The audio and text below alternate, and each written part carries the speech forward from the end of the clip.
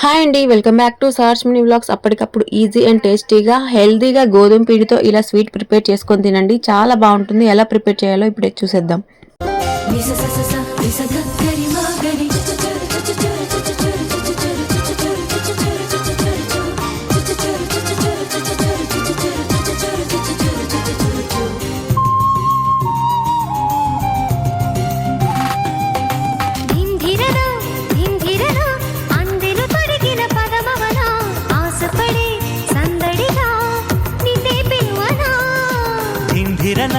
ధింధిరన చిందులు నిలుపని పరుగవన వెంటపడి తొందరగా నిన్నే కలవనా రంగుల కలకన పడెనా రమ్మని నన్ను పిలిచేనా పొంగిన అలనైపోనా ఎవరాపినా